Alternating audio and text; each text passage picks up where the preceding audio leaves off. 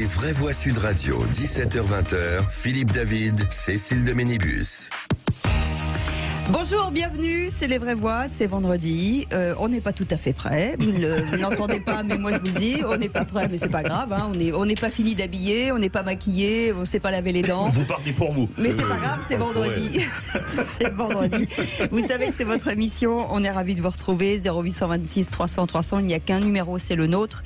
N'hésitez pas bien entendu à commenter cette actualité aujourd'hui qui est encore chargée, hein, mon cher Philippe David. Comment ça va Philippe? Bon, ça va très bien et vous? Comme Écoutez, un vendredi, c'est-à-dire le paquet de Kleenex à la main en pensant que les vraies voix vont nous manquer pendant 48 heures. Quel menteur, mais qui ment bien. Attendez, je le cherche dans ma poche. En tout cas, on vous souhaite la bienvenue. Allez, au sommaire de cette émission, le renationaliser EDF peut-il faire baisser la facture d'électricité? L'Assemblée nationale a adopté une proposition de loi du député PS Philippe Brun pour renationaliser intégralement EDF. Philippe. Oui, l'État aurait une vraie mainmise sur les prix si on en croit des experts.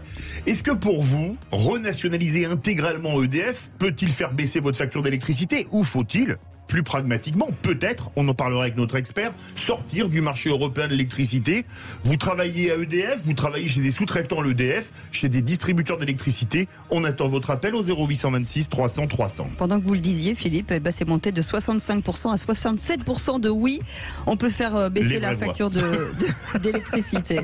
18h30, clash et provocation permanente. La stratégie peut-elle être gagnante pour LFI?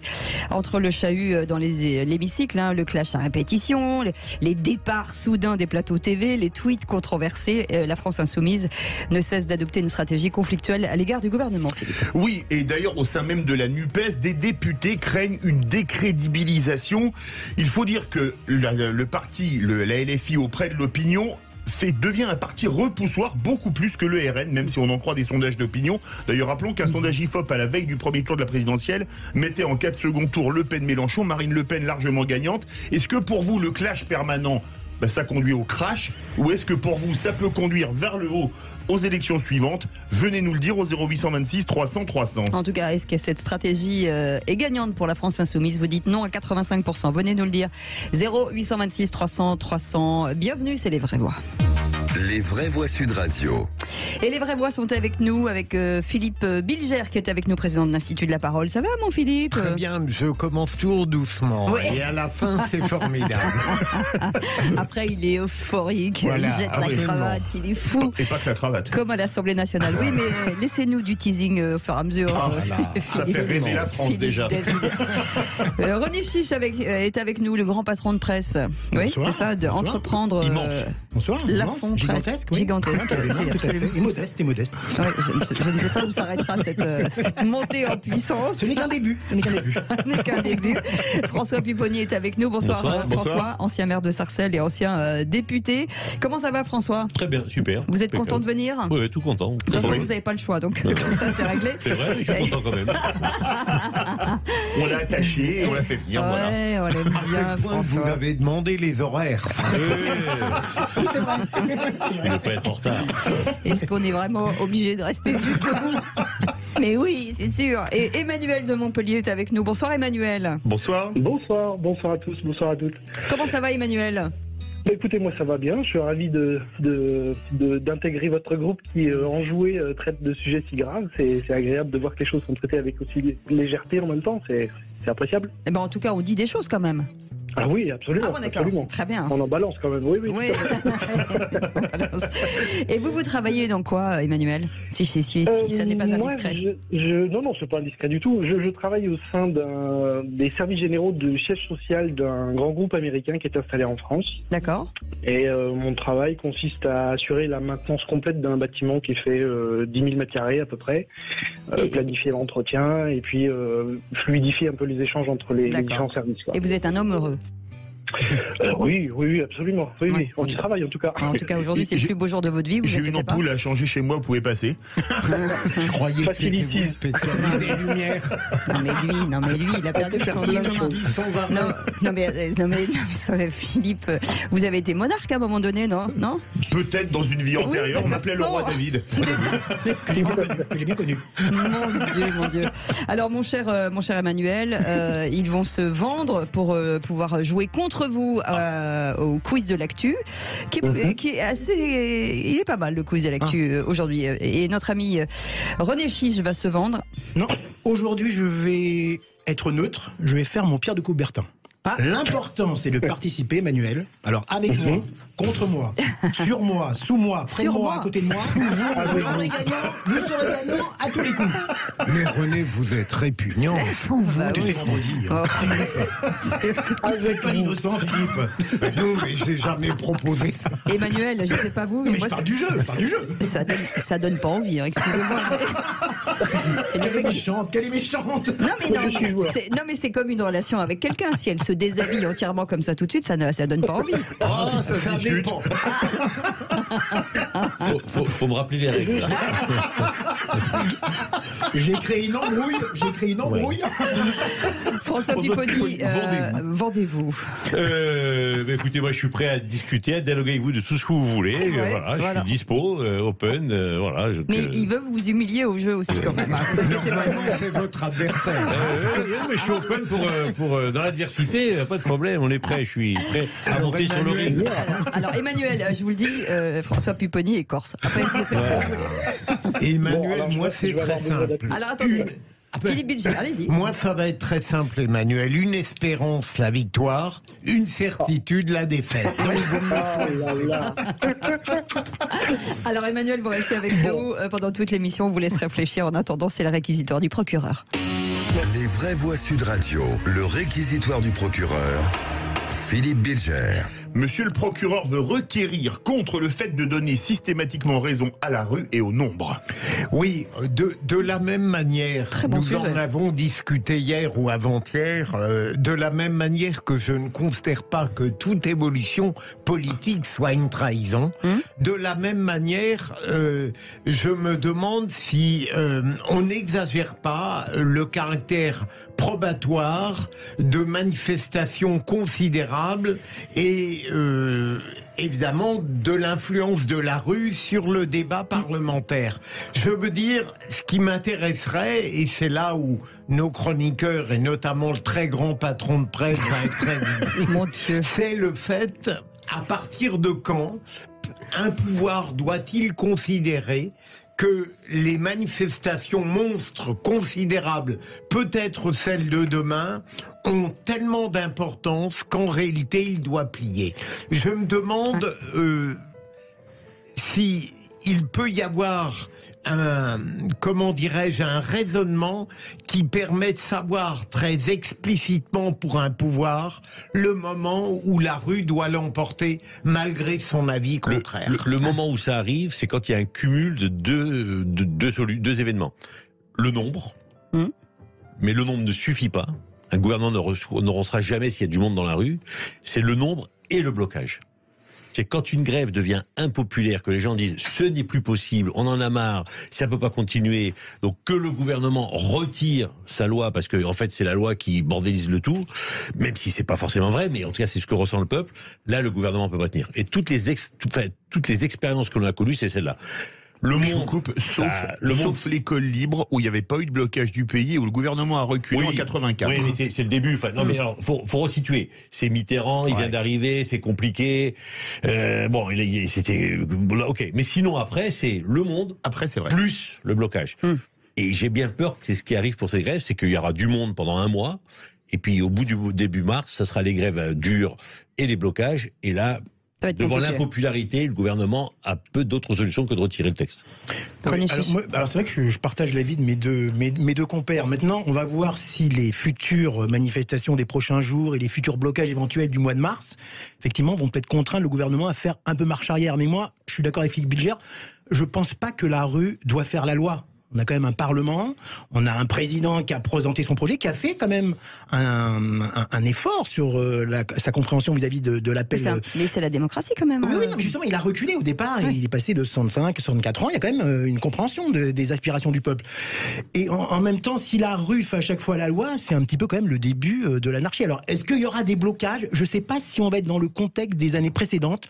Je ne sais pas si les gens aujourd'hui auront envie d'être en grève, de manifester pendant des semaines et des semaines. Alors on a les appels effectivement des syndicats les plus durs, je dirais, qui le veulent, qui le souhaitent, hein, y compris LFI d'ailleurs. Mais moi je suis contre quand même la prédominance de la rue sur l'état de droit, sur le Parlement, sur le politique. Oui, mais si la loi avait suivi le chemin logique, classique, normal de l'Assemblée nationale et puis du Sénat, et on ne soit pas allé dans une accélération, est-ce que les choses auraient été différentes ? Non, la différence, je pense qu'effectivement, la rue ne doit pas diriger, d'accord. Mais là, il y a quand même une législative où le président n'a pas eu de majorité absolue. Oui. Et donc on est dans une situation un peu particulière. En plus, ça en rajoute un peu sur le fait que la rue a un peu plus de pouvoir que le président. Mais il a quand même une majorité relative et il peut s'allier sur certains projets avec d'autres composants. On verra bien le résultat. Oui. Il peut, mais est-ce qu'il va y arriver ? Oui. Hier, le premier article est passé avec quelques voix d'avance. Donc est-ce que la majorité aidée par les LR et les LR vont être capables de tenir tout le long ? Alors si vous me donnez mon opinion, moi je pense que oui. Non, je prends un pari, je pense que oui. Pour le coup, moi, si je peux me permettre, la difficulté, c'est de tenir physiquement. Je suis pas inquiet sur le fait que ça tienne politiquement. Mais pour qu'une loi passe, ou pour pas être en minorité sur quelques amendements, il faut que la majorité soit là 24 heures sur 24, 7 jours, tout le temps. Ouais. Et sincèrement, pour avoir vécu, c'est physiquement dur. Il y a un moment, les gens ils ont besoin de sortir, de partir, ils ont des rendez-vous, ils ont des impératifs en circonscription. Et oui, et il y a un moment, il suffit que sur 2-3 amendements, ils soient battus à quelques voix.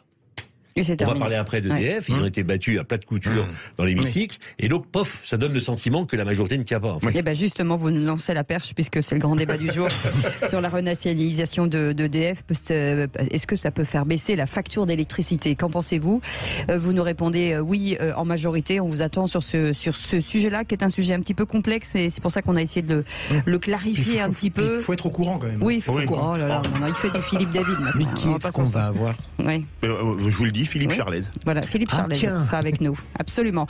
Et puis l'actu en 3 mots avec Félix Mathieu dans quelques instants. Il s'en est passé beaucoup de choses depuis hier entre l'Assemblée nationale ou à la télé. On vous fera un petit débrief et on vous souhaite la bienvenue. 0826 300 300, Philippe Bilger est avec nous, René Chiche est avec nous et François Pupponi est avec nous. Et vous, on vous attend au standard, à tout de suite. Bienvenue à tous, c'est vendredi. Je dis j'ai l'impression de dire tous les jours. C'est vendredi. Non, pas c'est vendredi. Aujourd'hui, c'est spécial. Oui, mais c'est vrai. Tous les jours aujourd'hui, spécial. C'est spécial. Bah oui, qu'est-ce que vous voulez qu'on vous dise ? Le tous les 10 jours, février, c'est spécial. Ah oui, absolument. Avec Philippe Bilger, c'est spécial. Robinson David à côté de vous, comme c'est vendredi. Oui, oh mon Dieu, mon Dieu. Avec notre super rédacteur, patron de presse, René Chiche. Ça a baissé un peu, le super rédacteur. Pensez que vous devez garder un vocabulaire dithyrambique pour lui. C'est vrai, j'essaie. Mais j'ai peur qu'il s'habitue, c'est comme le quotidien en couple, à force de dire des trucs, on s'habitue, après il dit bon, voilà, on se lasse. Vous voulez du dithyrambique pour François Pupponi ? Allez-y. Et François Pupponi, le plus grand Corse devant Napoléon Bonaparte. Oh là là, magnifique. Mais derrière Pascal Paoli, parce que c'est en Corse, on préfère quand même Paoli. Allez, tout de suite, l'actu en 3 mots avec Félix Mathieu. Les vraies voix Sud Radio. Et bonsoir Félix Mathieu. Bonsoir à tous. Et les 3 mots de cette actu sont lenteur, ballon et décoration. La lenteur des secours en Turquie qui ne vont pas aussi vite qu'espéré, reconnaît pour la première fois le président Erdogan. Le ballon à l'effigie d'Olivier Dussopt et d'Emmanuel Macron sous le pied d'un député insoumis, la majorité scandalisée, Mélenchon relativise. Et puis décoration, car Emmanuel Macron pourrait retirer à Vladimir Poutine la Légion d'honneur que Jacques Chirac lui avait remise, décision exceptionnelle. Les vraies voix Sud Radio. L'espoir s'éteint en Turquie et en Syrie une centaine d'heures après ce terrible séisme. Les chances de retrouver des survivants s'amenuisent cruellement. Le bilan dépasse désormais les 21 700 morts. 4 ressortissants français font partie des victimes, annonce aujourd'hui le ministère des Affaires étrangères. Côté turc, un premier mea culpa du président Erdogan. Les secours ne vont pas aussi vite qu'espérer, reconnaît pour la première fois le président turc, très critiqué par sa population. De son côté, l'ONU réclame des fonds pour venir en aide à 874 000 personnes démunies en Turquie, mais aussi en Syrie. Situation particulièrement complexe côté syrien, où l'aide humanitaire peine à passer, non seulement dans les zones sous contrôle gouvernemental, mais encore plus dans les zones tenues par les rebelles opposés au régime de Bachar el-Assad. Un petit commentaire fait Philippe. C'est terrifiant. J'ai vu des images en début d'après-midi. Il y a une bonne nouvelle, si j'ose dire, dans cette immensité tragique. On a sauvé un petit bébé de manière inespérée. Mais le reste, et je ne suis pas sûr que, malgré l'excellente appréciation de Françoise de Goyer sur l'immense solidarité, j'ai entendu des échos contraires en ce qui me concerne, qui laissaient apparaître que les fractions politiques, les antagonismes forts dans la région et dans les pays demeuraient, et qu'ils ne facilitaient pas la solidarité. Je peux que confirmer. Moi, je suis très proche de la communauté kurde. Donc, la communauté kurde de France s'est mobilisée. J'étais avec elle hier soir. Et elle a récolté des biens alimentaires, des vêtements. Et les ordres donnés par le gouvernement turc, c'est: nous ne voulons pas de vêtements usagés. D'accord. Nous voulons des vêtements neufs. Ah oui. Oui. Donc, l'interprétation qui est faite, c'est soit il faut les acheter là-bas. Donc, en fait, les Kurdes collectent des fonds pour permettre aux Kurdes de Turquie ou de Syrie d'acheter en Turquie et en Syrie. Bon, c'est compliqué dans un moment comme ça. Et l'autre risque, c'est et donc on ne sait pas. Moi, je suis en contact avec la cellule de crise du Quai d'Orsay. C'est comment on arrive, parce qu'en fait, effectivement, il y a des zones rebelles en Syrie, mais entre la Turquie et la Syrie, c'est là où se trouvent les Kurdes, et on voit bien que l'aide humanitaire arrive peu chez les Kurdes. Avec un autre élément qui est très catastrophique, c'est que là où il y a une partie tremblement de terre, les Kurdes gardent les soldats de Daesh. Et que certains se sont évadés, et que si on ne va pas les aider, ils vont tous partir. Voilà. Donc c'est une situation.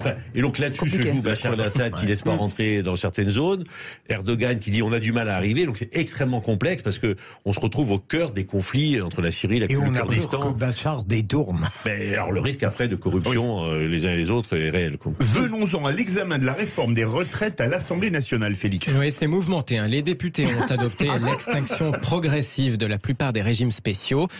C'est ce qui est prévu dans l'article 1er de la réforme des retraites qui a donc été adopté. Nouvelle séance tendue au cours de laquelle on fusait les accusations d'obstruction lancées à la gauche.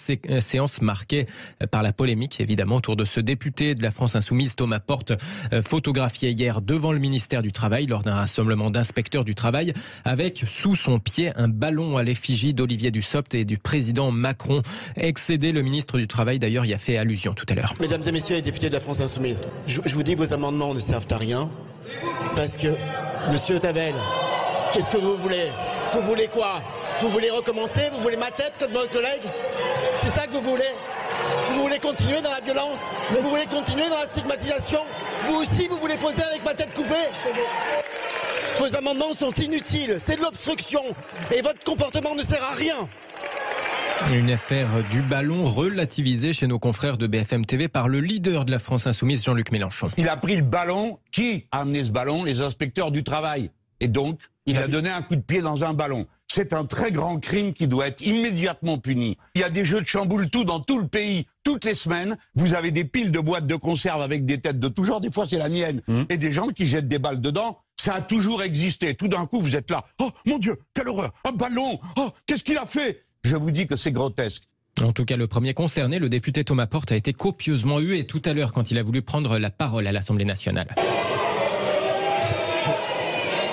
Calmez-vous, collègues, il n'y a pas de ballon ici. Thomas Porte qui prend à partie du regard la présidente de l'Assemblée nationale, Yaël Braun-Pivet, en lui faisant signe qu'il ne peut pas parler. Il s'attire alors cette réponse. Soyez pas étonnés, mon cher collègue, soyez pas étonnés.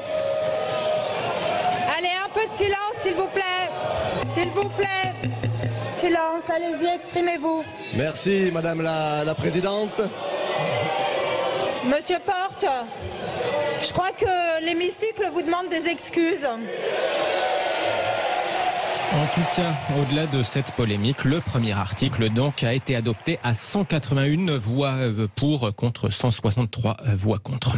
François Pupponi, quand vous étiez député, vous auriez imaginé ça à un moment donné, un jour? Attendez, oui, il y a eu des moments où ça existait. Bon. Et ça existe à un moment très particulier, c'est quand les oppositions ont le sentiment qu'ils vont pouvoir faire tomber le gouvernement. Moi, je l'ai vécu pendant la période 2007-2012.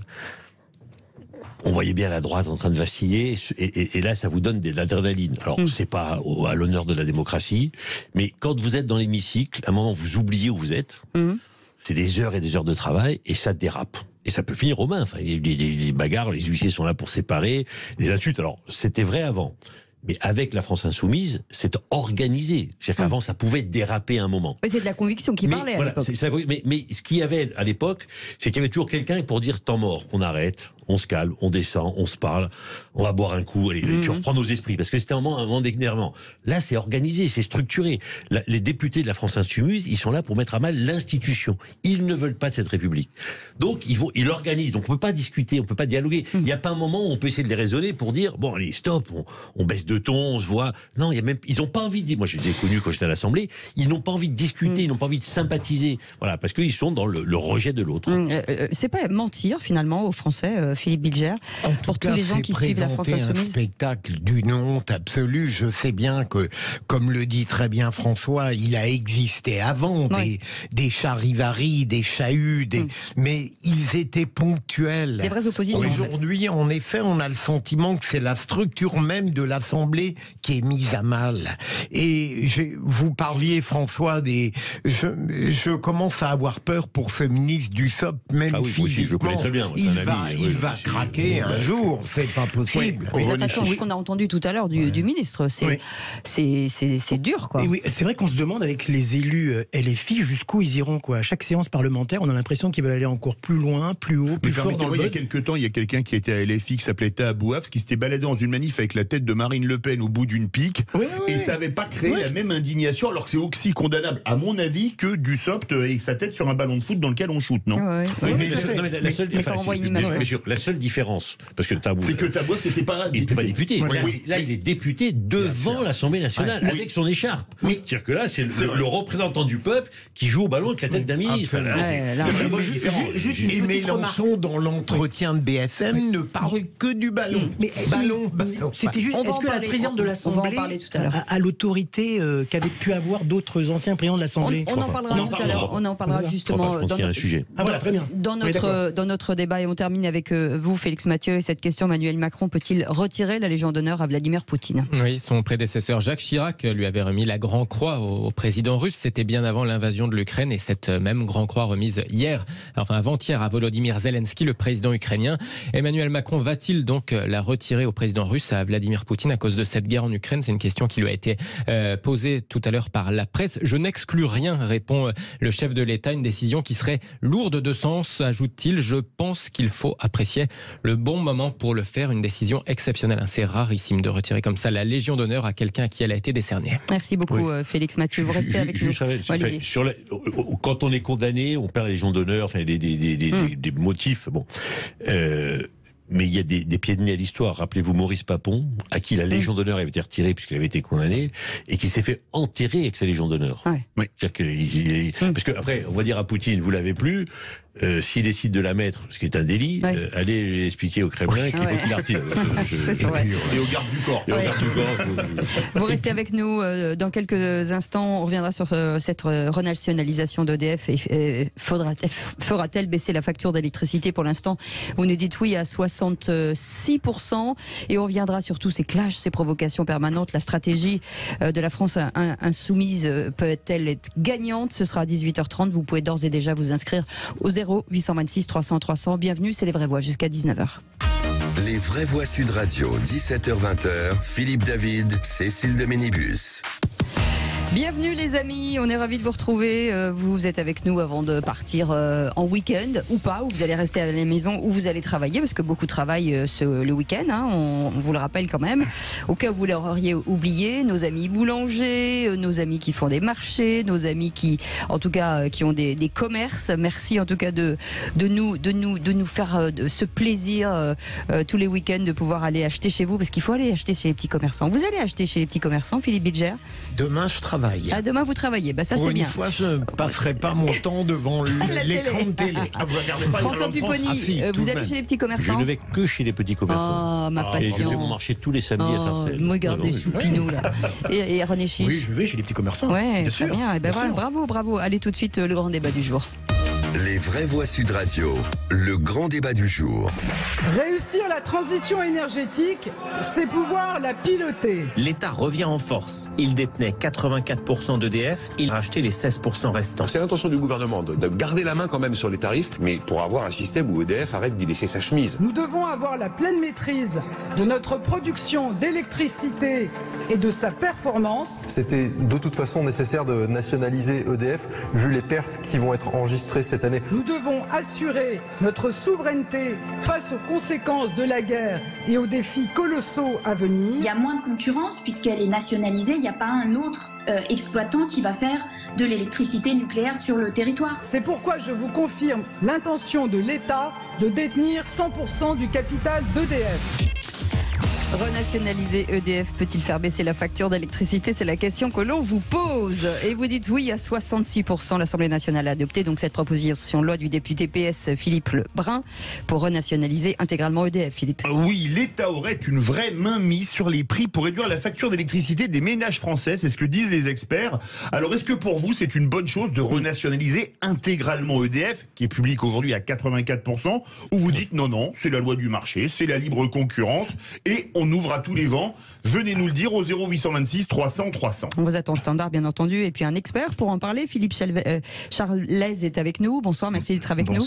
Expert en questions énergétiques, auteur de Les 10 commandements de la transition énergétique, publié chez VA Presse. Philippe Bilger, c'est très technique, hein, finalement. Il y a des sujets sur lesquels, ma chère Cécile, il faut passer votre tour. j'adorerais qu'un véritable expert parle avant moi. Mais je ne vais pas poser de questions. Je note évidemment que, compte tenu de la situation, on peut répondre, me semble-t-il, positivement à cette idée, mais je sais également on regrette que la France n'ait pas mis en œuvre ce que l'Espagne et le Portugal ont accompli, et je serais curieux de savoir l'avis de notre expert tout à l'heure. Bien entendu, avec François Pupponi, peut-être pour une réaction. Oui, est-ce que ça peut faire baisser l'électricité? Globalement, EDF est déjà quasiment nationalisé. Oui. Donc, c'est un faux débat. Bon. Après, on a eu la chance d'avoir le bouclier tarifaire pour les personnes physiques et vulnérables. Et le physique, tout le monde en a bénéficié. Bon, il y a le problème des entreprises. Bon. Le vrai problème, c'est qu'on est dans un espace européen, mais on parle avec l'expert, on est dans un espace européen qui impose des règles. Donc c'est pas parce qu'on va nationaliser l'EDF que l'on va sortir. On peut demander, mais c'est très compliqué. L'Espagne et l'Italie ont le fait dans des conditions particulières. Et le Portugal, pardon, on fait dans des conditions particulières, donc on peut, mais c'est pas ça qui change. Donc ils ont fait un coup de com' hier, parce qu'avant que ça soit complètement nationalisé. Après, la vraie question, c'est est-ce qu'on sort complètement de la réglementation européenne dans le domaine de l'énergie ou pas? Est-ce qu'on peut vraiment? On va poser la question à notre expert. C'est ça le débat. C'est pas la nationalisation, parce que de fait, EDF est une entreprise plus que publique. Ah ouais. René Chiche. Oui, d'ailleurs, je crois que EDF est déjà maintenant nationalisé à 90%. Ah ouais. C'est ça, 95. Il y a déjà il y a un appel d'une association qui fait appel sur les 5% restants. Et notamment les salariés d'EDF, dont certains... Alors, qu'est-ce que ça va changer, si toutefois? Qu'est-ce que ça va changer? Si ça vous dérange. Elle est intéressante ou pas? Non, elle n'est pas intéressante du tout, comme d'habitude. Non, parce que tout à l'heure, dans les sonores qu'on entendait, il y avait une spécialiste qui disait que il n'y aurait pas en cas de nationalisation complète, la concurrence n'existerait plus. C'est les députés qui disaient ça. C'est la réduction nucléaire. Non, c'est une spécialiste. C'est une spécialiste. Une spécialiste, je crois. Nucléaire. Oui. Absolument. C'est complètement faux dans la mesure où le fait de nationaliser EDF ne change rien à la concurrence européenne et au grand marché européen. Et je dirais même que même si on sortait du marché européen, il y a aussi une concurrence électrique à l'intérieur de la France, puisque des opérateurs comme Engie, comme Total, comme Direct Énergie, comment dirais-je, vendent de l'électricité et donc jouent incontestablement sur les prix. Alors ce qui est extraordinaire, c'est qu'en fait, on fait complètement un virage à 180 degrés, puisqu'il y a environ 2 ans, on voulait lancer ce qu'on appelait le projet Hercule, qui était en fait un projet de privatisation d'une partie d'EDF et notamment de sa partie renouvelable. Pourquoi ? Parce que EDF est très endetté, 60 milliards d'euros de dette, il faut quand même le savoir. Et donc ça veut dire une dette contractée à l'étranger sur un gros chantier au Royaume-Uni, faut le dire. Absolument. Et donc la nationalisation veut dire plus de dettes pour la France et plus de coûts pour le contribuable. Il n'y a pas de secret. Il faudra bien que l'argent vienne de quelque part. Et donc en fait cette privatisation notamment des renouvelables, il n'était pas question de privatiser le nucléaire. On voulait diviser EDF en 3 parties. Une partie nucléaire restant publique, une partie renouvelable ouverte au marché. Et pour l'hydroélectricité, c'était entre les deux mon cœur balance. Certains étaient pour une certaine privatisation. Privatiser les barrages, ça passait mal. Donc on va surtout parler de renouvelables. Il va y avoir des investissements colossaux dans les renouvelables. Le plan Macron avec son discours de Belfort annoncé non seulement en matière de nucléaire, mais aussi en matière de renouvelables. La construction d'environ l'équivalent de 80 parcs éoliens comme celui de Fécamp pour l'offshore d'ici 2050, de multiplier par 10 le solaire, de multiplier par 2 l'éolien onshore. Évidemment, faire appel à de la privatisation et à un financement privé, ça avait du sens. Et là, effectivement, maintenant, ça ne sera plus le cas. Quand on développe par exemple le solaire ou l'éolien, le vrai problème, c'est qu'une fois que vous produisez l'électricité, d'abord on a du mal à la stocker, on la stocke pas. On la stocke donc pas. Il faut la remettre dans le réseau. Il faut la consommer. Et comment ça fonctionne ? Pourquoi les gens vont investir ? Les gens vont investir parce que EDF rachète l'électricité. C'est-à-dire qu'on dit à EDF, il faut racheter l'électricité. Et c'est là où c'est une électricité très chère. Bah oui, c'est là, parce que sinon le modèle économique ne tourne pas. Elle est rachetée à 84 €. L'éolien est racheté, la règle c'est 84 € le mégawattheure aujourd'hui. Donc il est quand même racheté, on va dire, à un prix qui est presque en dessous du prix du marché. Mais cela étant, je dirais que Hercule avait du sens. Évidemment, il y a une opposition frontale de tous les syndicats qui avaient considéré que c'était un démantèlement d'EDF. Et d'ailleurs, le vote hier à l'Assemblée nationale, la notion de vraie nationalisation veut dire que le capital est incessible, ce qui veut dire que c'était être certain qu'on ne pouvait pas revenir au projet Hercule. Et maintenant, pour répondre à la question que vous avez posée aux auditeurs, je confirme effectivement que la nationalisation d'EDF ne jouera en rien sur le marché de l'électricité. Il faut pas croire que parce qu'on nationalise EDF, on revient à l'EDF des années 80, à l'époque où il n'y avait pas de marché européen de l'électricité. Bien évidemment, EDF sera en concurrence avec à la fois les compagnies qui vendent de l'électricité en France, mais aussi les compagnies européennes, puisque nous sommes aujourd'hui massivement importateurs d'électricité, notamment quand il fait très froid, pas tous les jours, mais nous l'avons été massivement au cours des dernières années. Donc ce qui veut dire que cette opération de com, effectivement, je le confirme, n'aura aucun impact sur les prix de l'électricité. Pardon, une question idiote, pour rebondir sur ce que vous dites de quelqu'un qui n'y connaît rien. Est-ce qu'on ne peut pas refermer la concurrence ? Refermer la concurrence, c'est à 2 niveaux. Donc il y a un premier niveau, c'est sortir du marché électrique européen, ce qui veut dire ne plus importer. Donc il faut prendre le risque de ne plus importer. Et des fois on en a besoin. Donc moi je ne le ferai pas. Et la deuxième chose, c'est que même si vous prenez l'exemple, et je l'avais déjà expliqué, de l'Espagne et du Portugal, même si l'Espagne et le Portugal pour l'instant sont déconnectés du système électrique européen, ils ne sont pas pour autant déconnectés du marché intérieur de l'électricité. Il y a beaucoup de fournisseurs d'électricité en Espagne et au Portugal, ce qui fait qu'à l'intérieur de l'Espagne et des Portugal, la fameuse loi dite de l'ordre du mérite, où le prix de l'électricité est aligné sur le prix du gaz, elle s'impose aussi en Espagne et au Portugal. Et si l'Espagne et le Portugal ont fait baisser le prix de l'électricité, c'est parce que le gaz est massivement subventionné à l'intérieur de la péninsule ibérique. Juste une précision. Si le texte est passé hier, c'est parce que la majorité a quitté l'hémicycle. Oui, bien sûr. Alors, elle a quitté l'hémicycle. Une seule voix pour. Alors, elle a quitté l'hémicycle pour 2 raisons. La première fois, elle était minoritaire en fait. Bon. Et la deuxième, c'est que on a rajouté à l'article sur la nationalisation un article qui disait qu'on va faire un bouclier tarifaire pour les petits commerçants, etc. Sauf que ça, c'est illégal normalement, parce que l'article 40 de la Constitution dit que, à l'occasion d'une loi, on ne peut pas aggraver les dépenses de l'État en particulier ou des collectivités. Donc, on ne peut pas aggraver les dépenses publiques. Bon. Mais celui qui dit c'est l'article 40 ou pas, c'est le rapporteur général du budget. Or, le rapporteur général du budget, il est de l'opposition. Ah. C'est de la France insoumise. Et lui, il a dit, non, l'article 40 ne s'applique pas. Alors qu'il s'applique, bien sûr. Donc, mais c'est lui qui décide de l'application, pas de l'article 40. Donc, en fait, la majorité a quitté en disant, mais là, vous violez la Constitution, vous violez le règlement de l'Assemblée, et vous violez nos lois. Et le rapporteur général, donc, ils ont crié au scandale, et la loi est passée avec une très très large majorité, parce qu'avec une voix contre. Ah oui, donc, je dirais que le seul avantage de cette renationalisation d'EDF, ça veut dire que EDF et donc l'État aura les mains libres pour les investissements. Il n'y a plus d'actionnaires alternatifs qui peuvent éventuellement discuter sur un certain nombre de projets. Freiner en tout cas les propositions. 0826 300 300. Emmanuel de Montpellier est avec nous. Emmanuel, vous vouliez réagir? Oui, bonjour à tous, bonjour. J'entends clairement les arguments de M. Pupponi, mais tout autant qu'ils sont clairs, ils m'inquiètent. Parce qu'en fait, le peuple français a besoin d'une baisse du coût de l'énergie. L'énergie, c'est quelque chose de structurel dans un pays, et un pays qui ne maîtrise pas son énergie court clairement à sa perte. Je parle sous couvert, bien évidemment, des connaissances de vos invités, mais ça me semble évident que l'indépendance là-dessus est cruciale.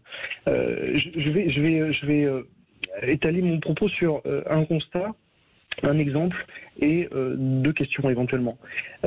Monsieur Jean-Bernard Lévy, qui a donc dirigé EDF de 2009 à 2014, a été mis en place par François Hollande pour mener une politique de décroissance nucléaire engagée par le gouvernement. A-t-elle été suivie des contreparties de mix énergétique mis en place? Je ne sais pas, mais apparemment c'est pas suffisant vu la situation actuelle. Et Henri Prolio, qui est vice-président d'EDF jusqu'à 2009, vient de déclarer le 13 décembre devant les députés, je cite un texto, il accuse Bruxelles et les gouvernements successifs d'avoir délibérément saccagé le système électrique français. Là, moi, ça me coupe l'herbe sous le pied. Non, mais, François Pupponi va vous répondre. Moi, je suis pour la maîtrise par le gouvernement français de la politique énergétique. Bon, ce que je dis, c'est que quand on a un appareil comme EDF qui est déjà détenu par l'État à 95%, il est juridiquement nationalisé. De fait, on peut rajouter 5%, sauf qu'on enlève ça aux salariés, donc c'est pas forcément la meilleure des choses. Après, sur le reste, bien entendu que les opérateurs européens, ils sont dans une guerre industrielle avec EDF, et s'ils peuvent nous attaquer, ils le font. Je dis pas que c'est bien, mais c'est malheureusement la loi du genre. Donc effectivement, le choix qui a été fait, terrible, c'est de dire il faut passer aux énergies renouvelables. Mais on aurait dû dire, mais pour le temps d'arriver aux énergies renouvelables suffisamment productives, on doit rester au nucléaire. Et que la pression des écologiques ont fait que les gouvernements de gauche successifs ont dit, comme les Allemands d'ailleurs avant, on arrête le nucléaire trop vite. Et là, on s'aperçoit qu'entre le moment où on arrête le nucléaire et le moment où les énergies renouvelables vont produire l'électricité, il y a un gap, il faut qu'on retourne au charbon. Donc à un moment, il fallait qu'on soit raisonnable et qu'on dise, il faut une transition lente, parce qu'on ne change pas de modèle économique et industriel en matière énergétique en claquant du doigt par une loi. René Chichi. Oui, je voulais poser une question à Philippe Charest, excusez-moi. Imaginons que EDF nationalisé pratique vraiment une politique de prix basse, vraiment très basse, réduite. Est-ce que ça ne serait pas ce qu'on appelle des prix prédateurs? C'est-à-dire que les concurrents seraient contraints de suivre cette politique, et ces concurrents étant moins puissants et plus fragiles qu'EDF, seraient contraints à avoir de grosses difficultés, voire même à la faillite. Et ça, je crois que c'est contraire au code du commerce. Est-ce que vous pensez que c'est pas un problème pour EDF, si vraiment il faut dans cette direction? Alors on pourrait l'imaginer intra-France, mais par contre inter-européen, ça me paraît tout à fait impossible. Donc c'est-à-dire que EDF brade les prix de l'électricité, c'est complètement contraire à la concurrence européenne. Ça pourrait absolument pas passer. Donc j'y crois pas du tout. Maintenant, pour vous répondre, en fait, implicitement, je vous l'ai déjà dit plusieurs fois, c'est que les choix qui ont été faits, donc de ne pas promouvoir, à l'échelle européenne d'ailleurs, le nucléaire à partir des années 2005-2006, de promouvoir les renouvelables qui ne peuvent pas, on le sait, se suffire à eux-mêmes. On a inévitablement aujourd'hui jeté les renouvelables dans les bras du gaz, et ça signifie que pendant les 15 ans qui viennent, ou peut-être que d'ici 15 ans, le nucléaire peut réémerger, mais à mon avis, on est vraiment dans la dualité renouvelable-gaz. Simplement, un tout petit chiffre, les investissements mondiaux dans le nucléaire, c'est 20 fois moins que dans les renouvelables. Merci beaucoup pour cet éclairage, Philippe Charlès, d'avoir été avec nous. Expert en questions énergétiques, auteur de Les 10 commandements de la transition énergétique, publié chez VA Presse. C'était passionnant, vous restez avec nous. Dans quelques instants, ça va vous passionner aussi, puisque c'est le quiz de l'actu. Et on se détend, hein, là, tout à coup. Il a su poser la question. Ah ouais, on s'inquiétait. Il a su poser des questions au Roi des Chiches. Ouais, bah, c'est incroyable, incroyable. Merci beaucoup, en tout cas, d'avoir été avec nous. Merci à vous. Vous restez là, on revient dans un instant. À tout de suite. On vous souhaite la bienvenue dans les vraies voix. C'est le seul moment de l'émission où ça peut finir en Assemblée nationale. Ça, je le dis tout de suite. C'est avec François Pupponi, avec Philippe Bilger, avec René Chiche, notre super patron de presse. Faut toujours qu'il rajoute un petit truc sur moi. Je monte tout doucement. Tout doucement. Et faites attention parce que derrière il y a un ravin. Allez tout de suite le quiz de l'actu. Les vraies voix Sud Radio, le quiz de l'actu. Et pour le quiz de l'actu, on récupère Emmanuel de Montpellier. Emmanuel, vous êtes avec nous ? Oui, je suis toujours là. Alors Emmanuel, vous avez fait votre choix. Qui sera votre ligne dans votre ligne de mire ? Je vais affronter François Pupponi. Avec le soutien de René Chiche et de Philippe Bilger. Ah ouais, je suis pas sûr que ce soit une bonne chose. C'est très haut niveau. Affronter un Corse, ça c'est courageux. Ouais. On attend qu'il réponde, hein, c'est ça. Non, le Corse ne parle pas. Jamais. Il ne parle jamais. Alors nous, on est pour Emmanuel. Ouais, vous êtes pour Emmanuel. C'est une question qui a dit, Emmanuel. On commence fort. Qui a dit « Foutez-lui la paix, lâchez-nous, laissez-nous faire de la politique ». Mélenchon. Bonne réponse. Bien, Philippe Bilger. C'est effectivement Jean-Luc Mélenchon hier soir sur BFM TV. Tricheur sur 3. Vous le saviez, Emmanuel, ou pas ? Non, mais je confirme mon choix initial. C'est bien, c'est parfait. Vous menez 2-0. Yes. Un Kikadi ne va pas sans un second Kikadi. Oui. Donc question Kikadi 2. Kikadi en pleine crise de réforme des retraites, je ne suis pas là pour avoir des états d'âme. La première ministre. Bonne réponse. Alors, la première ministre, il l'a dit, donc c'est la bonne réponse. Il a dit un peu plus vite. François Pupponi, oui. Paraît normal. C'est bizarre, non, en pleine. Je suis pas là pour avoir des états d'âme, c'est un peu. Elle ne s'est pas contentée de dire ça. Oui, je sais, mais c'est quand même. Bon, bah, c'était quand même un peu. Mais elle a raison, on peut pas avoir d'état d'âme. Ouais, mais bon, enfin. Bon, bref, on n'est pas là pour discuter. Allez, question religion. Écoutez bien. À quoi l'église anglicane finit-elle par donner sa bénédiction ? Les gays. Quoi ? Mariage des gays. Oui, non, bonne réponse. C'est pas les mariages gays, c'est les couples gays. Les couples gays. Bravo, moi, Philippe Bilger. Comme je suis devenu très moderne. Ouais. C'est un scoop. Et vous le saviez, Emmanuel, vous le saviez. J'étais complètement dans les choux. Ah bah, heureusement que j'avais deux appuis de taille. Mais François Pupponi l'a dit aussi, mais avec un quart de seconde de retard sur Philippe. Que vous favorisiez. Non, c'est vous qui avez été le rapide. Personnage officiel, d'accord, mais pas deux fois de suite. Enfin, on voit qui a bossé. René Chiche. Non, je suis avec vous étiez où, Philippe ? René, vous étiez où ? Je le soutiens, on a des ondes qui passent. Donc on est à 5-6-2. Non, 4-2. Ah, d'accord. 4-2. Question oubli. De quel oubli 200 employés ont-ils été victimes pendant la bagatelle de 4 ans ? Leur salaire. Non. C'est pas les charges sociales. Les charges sociales, ceux qui n'étaient pas déclarés. Et Ouais. donc, en fait, Leur patron a oublié de les déclarer pendant 4 ans. Il a oublié de déclarer 200 salariés pendant 4 ans. Oh. Moi j'ai oublié les bonnes réponses. François Pupponi en pleine forme. Hein. De partout. Emmanuel, est-ce que vous êtes bien déclaré dans votre entreprise ? Absolument. Vous êtes sûr, vous êtes sûr. Bon, c'est bien. Allez, une question Ukraine. Qu'a fustigé en période de guerre, entre guillemets, Volodymyr Zelensky ?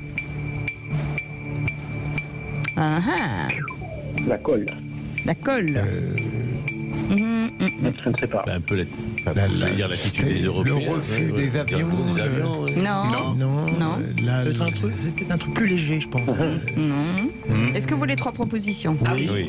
L'explosion des prix, numéro 1. La neutralité du sport, numéro 2. Les entreprises qui continuent à commercer. Bonne réponse de René Chiche qui a été un poil plus rapide. Emmanuel, Sur la deuxième, oui, je pensais sur la deuxième, mais je pense que j'étais moins rapide que René Chiche. Mais Emmanuel, vous avez... Dans l'absolu, vous avez le droit de tricher. Hein. C'est nous qui décidons si ça passe ou ça passe pas. Allez, 6-4, François Pupponi peut égaliser. Question, qui qu'a dit 3 Qui qu'a dit à la suite du tweet de Thomas Porte, je cite, nos institutions, ce n'est pas une télé-réalité. C'est un ministre qui l'a dit. Bonne réponse de René Chiche. Je n'ai pas entendu. Là, ce qui veut dire, mon cher Emmanuel... C'est réveillé, Non, j'ai laissé le début. Est-ce qu'on annonce une belle victoire d'Emmanuel? Oui, on annonce une belle victoire d'Emmanuel. Une victoire d'équipe. Elle vous est entièrement due. Emmanuel, vous restez bien entendu avec nous dans un instant, le tour de table de l'actu des VV. Juste après le coup de cœur de Philippe David, son coup de cœur, ce sera sur les propos de la présidente de l'Assemblée nationale, Yael Braun-Pivet. Vous restez avec nous, on revient dans un instant. Les vraies voix Sud Radio, 17h-20h, Philippe David, Cécile de Ménibus. Et il nous reste une petite heure avec Philippe Bilger, notre ami René Chiche, patron pas immense patron de presse, d'une toute petite presse. Et avec François Pupponi, notre ancien député, ancien maire de Sarcelles. Ça va, François? Tout va bien. Vous êtes au top.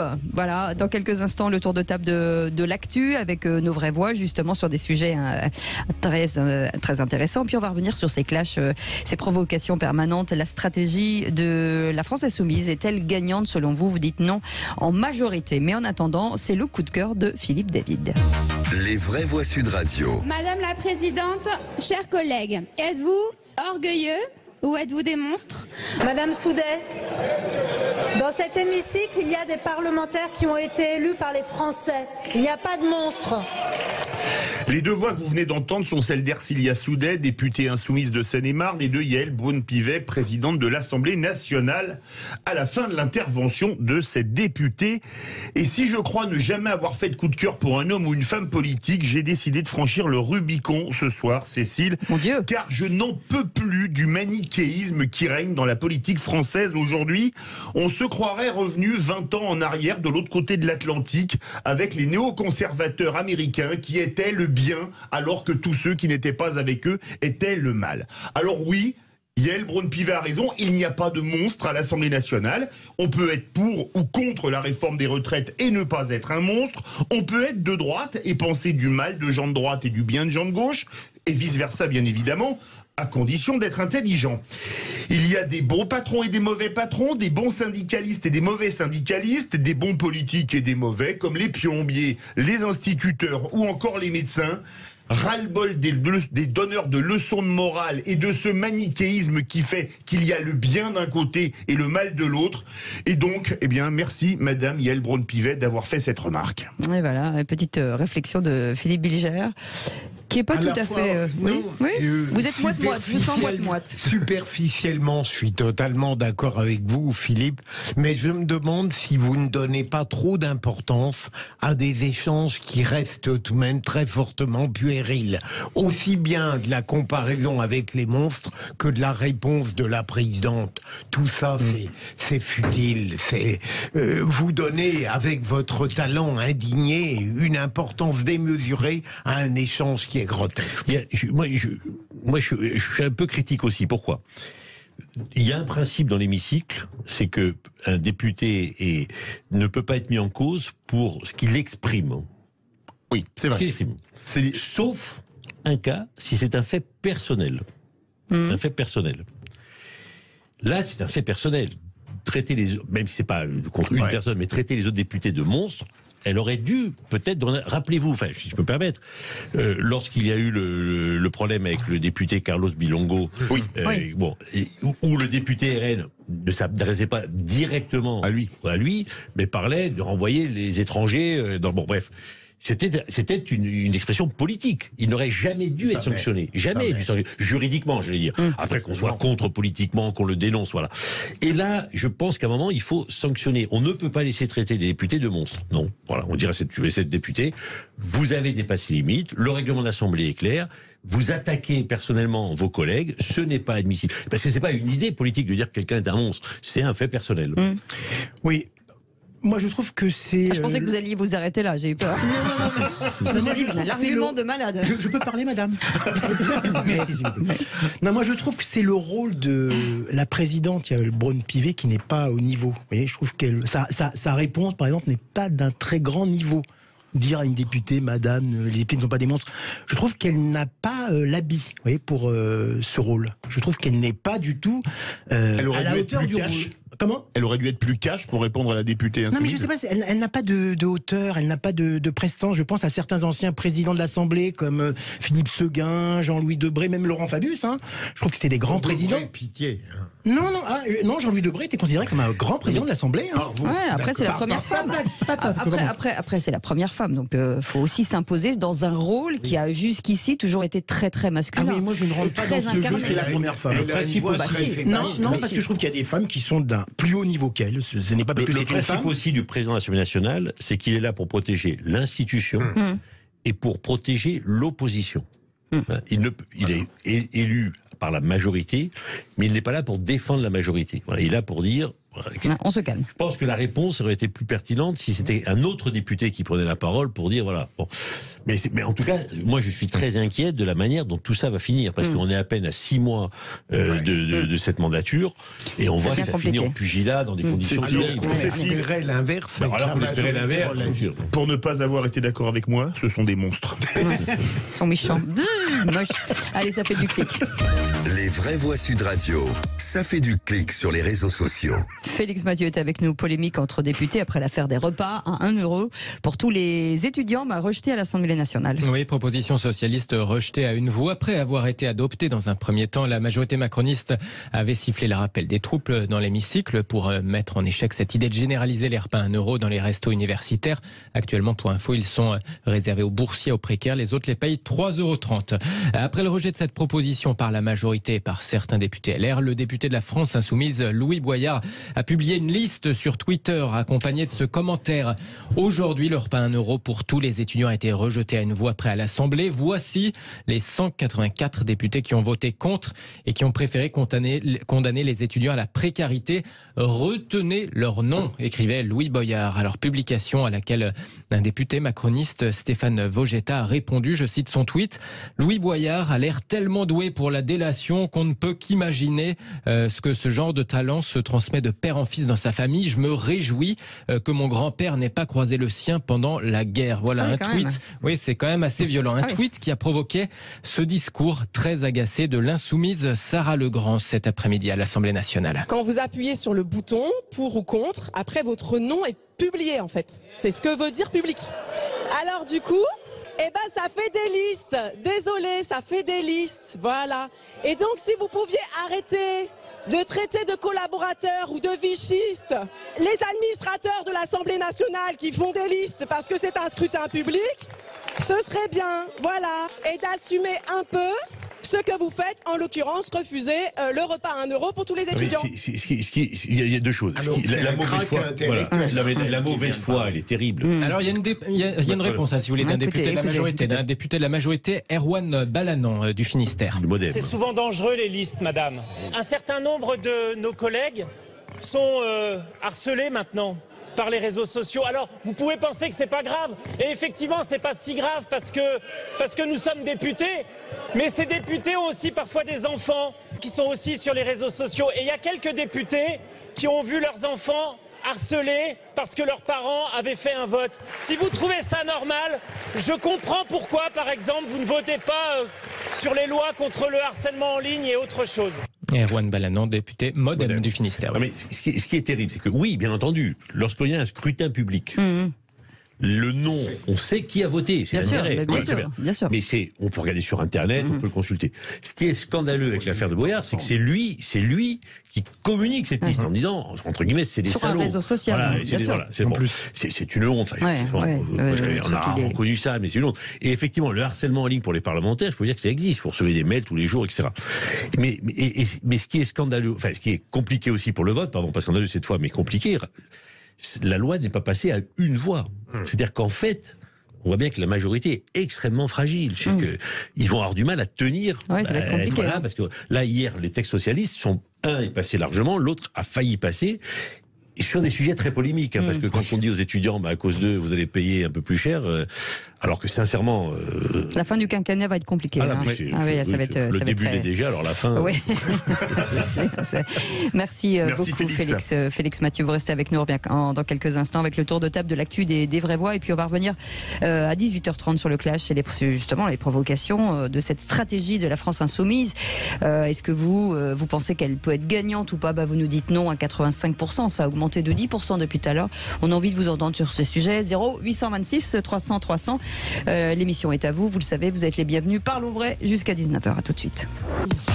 Les débats continuent hors antenne et on aimerait bien débattre avec vous au 0826 300 300 avec nos amis Philippe Bilger qui est avec nous, René Chiche qui est avec nous, François Pupponi qui est avec nous. C'est un bon, je trouve que c'est un bon trio du vendredi. J'aime bien. Ouais, c'est remarquable. J'adore quand il s'auto, voilà. Sauf pendant le quiz où il se jette des regards. C'est les auditeurs qui sont pas au niveau. Les animateurs. C'est parce que Philippe a dit les animateurs. Moi, j'ai enregistré bien. Sécurité, s'il vous plaît. Il est là. Merci beaucoup. Vous pouvez l'évacuer. Je suis comme Boyard. Je grave. Moi, je fais des compliments plausibles. Ouais. Chiche, vous n'aurez plus rien. Terminé. Finido la rigolada. Allez, tout de suite, le tour de table de l'actu des vraies voix. Encore ces stupides actualités. Ça dépend de la masse d'informations. Quand il a rien à dire, il dit rien. Il n'a pas été élevé chez les porcs, excusez-nous. Le tour de table de l'actualité. Allez, on démarre avec Philippe Bilger. Et sur ce contraste forcément entre l'écharpe tricolore de Thomas Porte et son pied sur la tête d'Olivier. Vous allez me permettre d'être bref, ma chère Philippe, dans la mesure où Jean-Luc Mélenchon, lors de l'entretien sur BFM TV, sur les questions insistantes de Maxime Switek, que j'ai trouvé bon, je ne vais pas ajouter que moi je salue à l'antenne. Eh bien, il ne cessait de parler du ballon. Il niait le fait qu'il y avait l'effigie d'Emmanuel Macron et surtout d'Olivier Dussopt sur ce ballon. Et je veux dire, le hiatus absolu entre Thomas Porte avec cette belle écharpe tricolore et son pied sur ce ballon à l'effigie du ministre Dussopt, ça montrait une dérision, un mépris que Jean-Luc Mélenchon aurait dû admettre. Ouais, c'est ça, c'est vrai. Je pense on peut pas défendre l'indéfendable tout le temps. Mélenchon a fait rentrer à l'Assemblée des gens à son image qui sont là pour renverser les institutions. Donc il leur dit allez-y. Et rappelez-vous ce qu'il a dit lors le soir de l'élection, faites mieux. Allez-y, faites mieux, lâchez-vous, insultez, méprisez, voilà. Bon. Et donc, les autres, ils y sont, quoi. Ils sont lâchés, et puis le chef dit, et puis ils ont le sentiment que ça marche, parce que regardez l'autre jour Boyard à Rennes, ils remplissent ils sont contents, ils font leur révolution. Mais est-ce qu'il va pas y avoir un retour de bâton à un moment? Est-ce que dans les urnes. Alors, dans les urnes, sûrement. Le problème, ils ont le sentiment qu'ils réussissent leur coup. Ils ont pris le pouvoir à gauche. Ils sont à chaque fois à quelques centaines de milliers de voix du deuxième tour.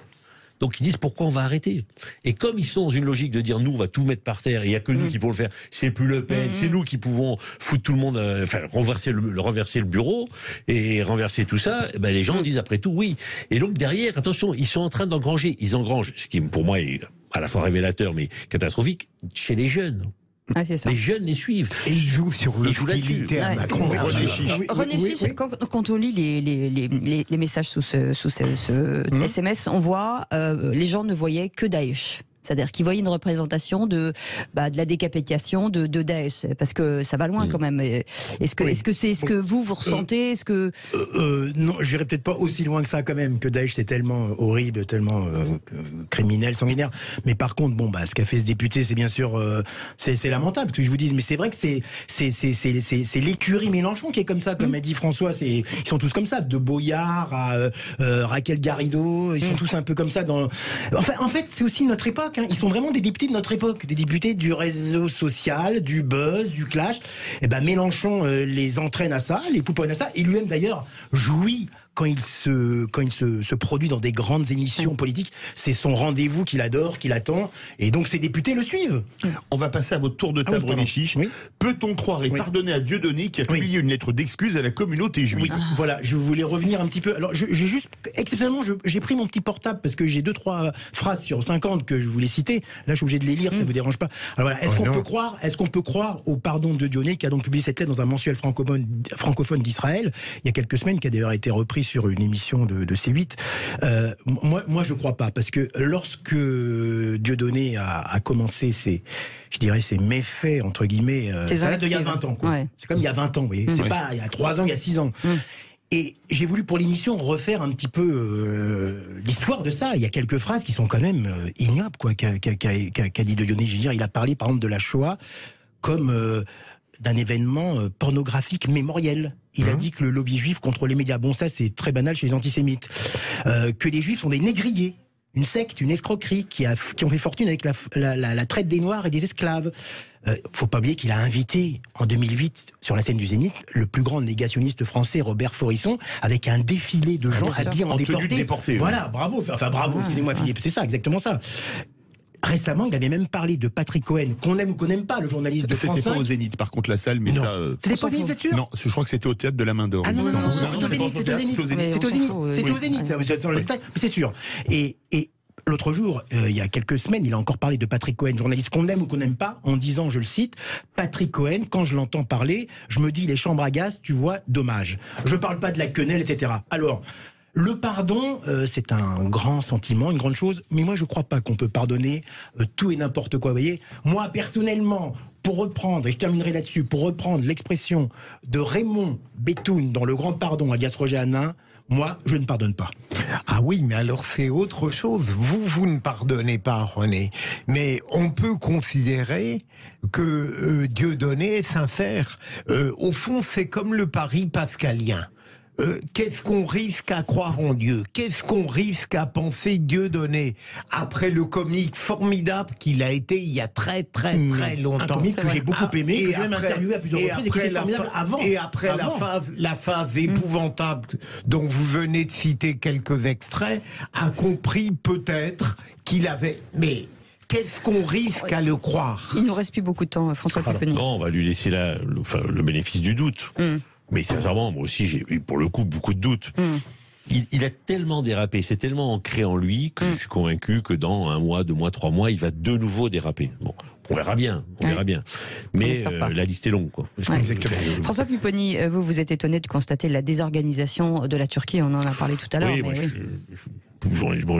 J'étais hier avec les Kurdes qui ont collecté beaucoup de denrées, de vêtements pour les victimes du tremblement de terre. Et aujourd'hui, on ne sait pas comment amener tout ça en Turquie et encore moins en Syrie. Bon. Donc il faut passer par les organisations internationales. Le Quai d'Orsay a mis en place une cellule de crise, mais sincèrement, c'est un calvaire. Ils essayent d'envoyer, on leur dit interdiction d'envoyer des vêtements neufs, des vêtements usagés. Sincèrement, ils meurent de froid. Parce qu'aujourd'hui, les victimes qui meurent, la plupart meurent de froid. Ils sont dans le froid complet, et donc il y a des gens blessés qui meurent de froid. Et ça n'arrive pas. Donc on voit que la Turquie est complètement... C'est dingue ces conditions. Oui, mais le problème, c'est que c'est les zones rebelles pour les Syriens, et c'est les zones kurdes pour les Turcs, beaucoup. Non, mais entre le neuf et l'usager...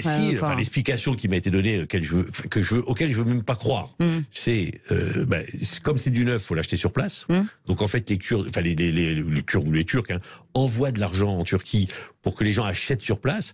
Et la deuxième explication qu'on m'a donnée, que je prends et je vous la livre comme telle, c'est si on envoie du neuf, ils vont pouvoir les détourner et les revendre. Ah bah donc c'est des choses qui sont voilà. Et donc aujourd'hui ça n'arrive pas. Et donc moi je suis inquiet. On est à 20 000 morts, mais on va finir à 30 ou 40 000 morts. Ouais, et alors ça s'organise un peu. Bachar el-Assad a accepté qu'en Syrie les organisations internationales puissent rentrer dans les zones rebelles, parce que sa politique à lui c'était de dire c'est des zones rebelles, je veux pas qu'on aille les aider. Oui, et donc sous-entendu qui meurent. C'est juste insupportable. Je répète, on va connaître un nombre de victimes qui va être qu'on a peu connu dans un tremblement de terre et terrifiant. Quoi. Absolument. Allez, vous restez avec nous dans quelques instants. Le clash, on va revenir sur ces clashs et ces provocations permanentes de la France insoumise. Est-ce que c'est un bénéfice pour eux? Est-ce que ils vont ressortir gagnants ou pas? Est-ce que vous en pensez?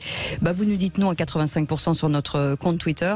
On a envie de vous entendre. Donc voilà, l'appel est lancé. 0826 300 300. Cette émission est à vous jusqu'à 19h. À tout de suite. Bienvenue dans Les Vraies Voix. Philippe Bilger est avec nous, René Chiche est avec nous, super patron de presse. Moi, je passe toujours une excellente fin de semaine. C'est pas trop la presse. Je sais pas ce qu'il écrit, mais en tout cas, il écrit. Ça, pour écrire, il écrit. Je vous assure, François Pupponi, ancien maire de Sarcelles et ancien député qu'on est ravis d'accueillir dans Les Vraies Voix. Et tout de suite, le coup de projecteur des Vraies Voix. Les Vraies Voix Sud Radio, le coup de projecteur des Vraies Voix. Et vous n'êtes pas censé savoir le chahut dans l'hémicycle, les clashs à répétition, les départs des plateaux télé, les tweets controversés. En tout cas, ça ne cesse de faire des remous dans la classe politique. La France insoumise ne cesse d'adopter forcément une stratégie conflictuelle à l'égard du gouvernement, Philippe. Oui. Et ça commence à user, je crois. Et ça commence à user à tel point que certains députés NUPES se posent la question de savoir si dans l'opinion aujourd'hui on n'a pas plus peur de la France insoumise que du Rassemblement national. Vous pensez que cette stratégie du clash conduit à l'échec dans les urnes, ou vous pensez qu'au contraire elle va porter ses fruits? On vous attend au 0826 300 300. Et on a un expert pour en parler avec nous, Philippe Moreau-Chevrolet. Bonjour. Bonsoir. Bonjour. On adore votre nom de famille. Fondateur de l'agence de communication MCBG et professeur à Sciences Po. Avant de revenir vers vous, on fait toujours notre petit tour de table. Philippe Bilger, est-ce que ça peut, comme on dit vulgairement, ça craint pour la France insoumise? Disons, tous les jours, il y a une inventivité dans la vulgarité, la grossièreté. Je continue à penser, malgré l'avis contraire de certains spécialistes, que ça existait. Et comme l'a très bien dit François Pupponi tout à l'heure, il y avait des ponctualités grossières dans les années précédentes, mais pas un système de vulgarité absolue. Mais je voudrais insister sur un mot rapidement, Cécile, Philippe. Il y a bien sûr la fureur intrinsèque au groupe LFI. Oui. J'admets qu'il y a un certain nombre de personnalités qui posent des problèmes chauffés à blanc par Jean-Luc Mélenchon. Mais je voudrais attirer l'attention sur quelque chose dont on ne parle pas assez. Je me demande si la présence massive est pour l'instant irréprochable du groupe du Rassemblement national n'est pas en train de constituer un stimulant paradoxal pour LFI, et je dirais même créer un grave problème pour le groupe Renaissance, dans la mesure où ils ne savent pas comment l'appréhender. Ouais. J'arrête là, je pourrais continuer, mais je suis trop impatient d'attendre notre expert après les interventions qui seront remarquables. Voilà. Difficile d'exister dans ce brouhaha, François Pupponi. Mais c'est la stratégie. Ils veulent reverser les institutions. Donc Mélenchon a réussi son premier coup, prendre le pouvoir à gauche, c'est fait. Ça c'est fait. Je pense que son rêve maintenant... Ça veut dire qu'ils ne reviendront jamais pour vous, le PS? Non, c'est pas oui, il faut vraiment qu'une personnalité émerge. Mais ça peut être dans un deuxième temps. Mais dans les 10 ans qui viennent, ça va être compliqué. Donc, on a tué la gauche, on a pris le pouvoir, on renverse les institutions, on bordélise le système. Et le résultat de tout ça, c'est quoi? C'est que, sincèrement, à l'heure où on parle, on voit pas comment on peut éventuellement empêcher Le Pen de prendre le pouvoir. Donc, ils font un boulevard à Le Pen, parce que les gens, entre guillemets, de droite, peuvent dire à un moment, un deuxième tour, Mélenchon, Le Pen, on préfère Le Pen. Quoi. Bon, bon. Mais ça, c'est une stratégie de Mélenchon. Parce qu'ils savent très bien qu'après Le Pen, ça peut être eux. Donc ils jouent le moyen et le long terme.